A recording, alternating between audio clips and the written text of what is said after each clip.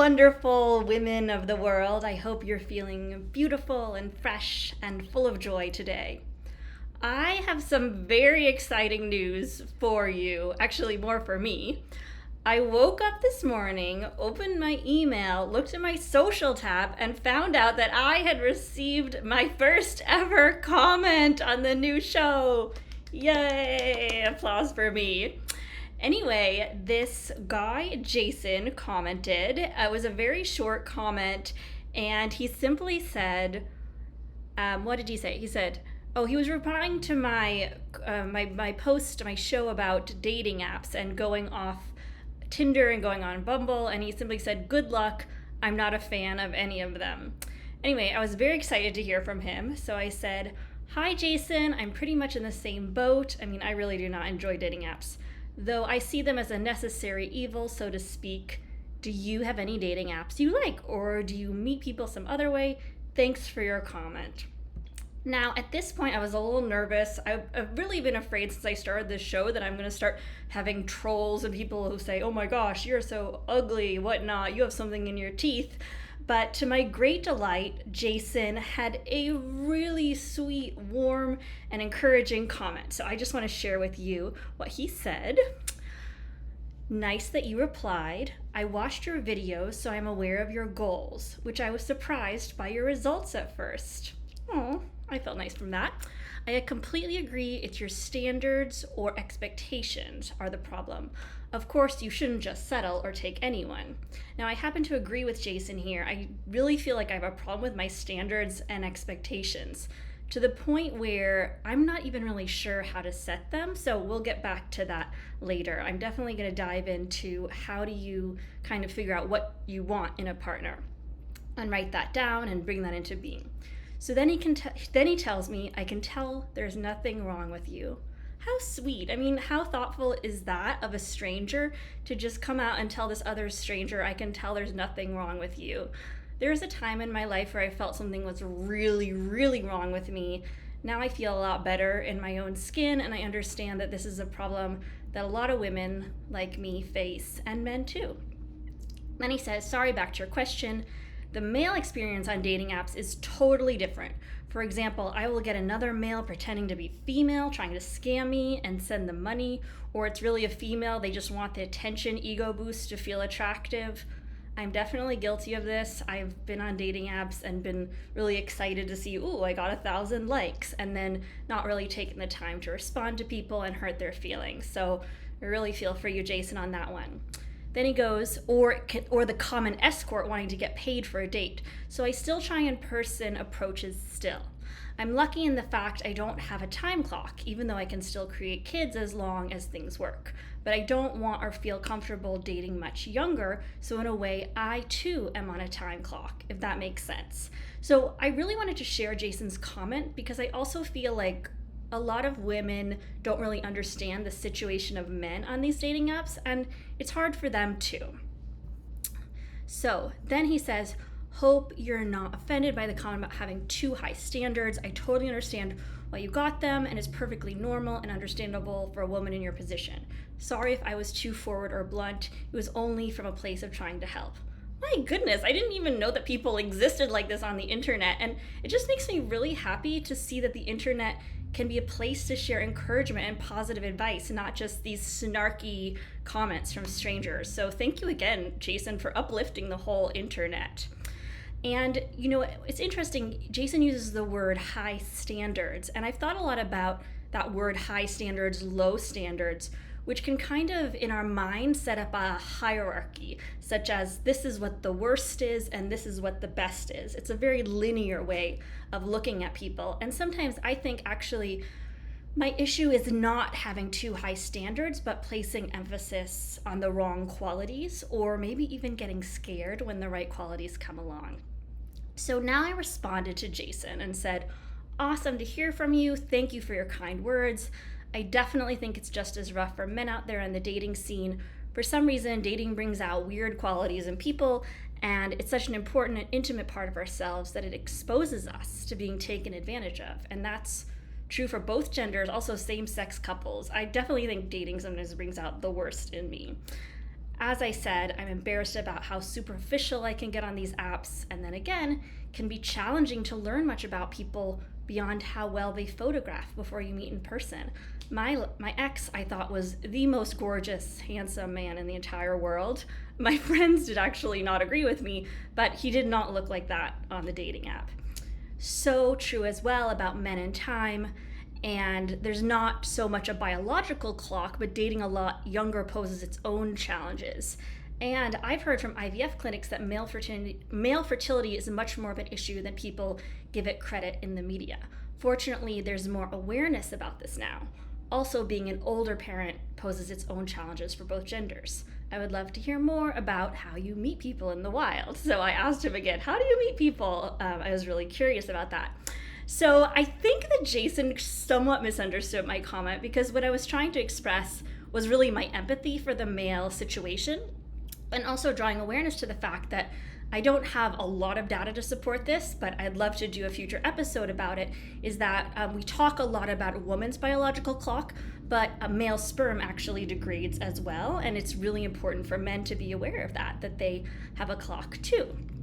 So Jason wrote an amazing response again. I mean, what a nice guy. I hope that he finds an amazing woman, or maybe we can introduce him to one on the show. But he responded to me, and I haven't responded yet because I really thought that it might be better to respond to him via voice and the video, so that my intonation was clear in how I was trying to respond. So the first thing Jason says is, I'm sure you're correct about being difficult for both genders on dating apps. However, just for the simple fact that men will swipe on 95%, okay? Maybe a little exaggeration, not by much though. And so, yes, there I was really trying to empathize with him on it being difficult for both people, because I know women complain a lot and they don't necessarily think it's as hard for men, and it is hard for them too. I definitely wasn't suggesting one gender has it easier to produce kids as they age. Just that technically males are limited by age. Of course, each individual might be. You're absolutely right that there are legitimate options for women today that weren't possible before. For me, it's never been so much about just wanting a kid, but the whole family experience. I didn't have or see a functional family, so it was always important to me to have a family unit and then bring a child into that.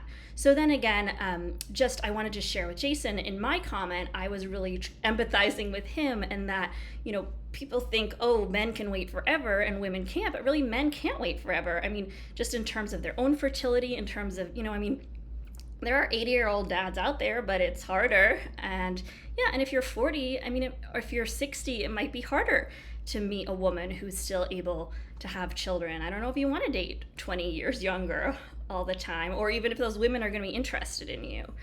So, and also, just what he says about I didn't have or see a functional family, I so relate to that. In some ways my family was very functional because I had a really loving relationship with my mother, but I never had that situation of a mom and dad kind of trying to work out their marriage or family life that was either really bad and I could react to, or was really great and I could model after. And so I think that I've kind of been left with this kind of ghost-like fantasy or movie fantasy about what love and marriage looks like, but still not a felt reality. And that's actually one of the reasons I'm doing the show, is because I feel like if I surround myself with women who met their partner later in life and have positive relationships and kids, I might start to have more of a felt sense of what a positive marriage looks like, and to start looking for those qualities in a husband, or to decide it's not for me. Hopefully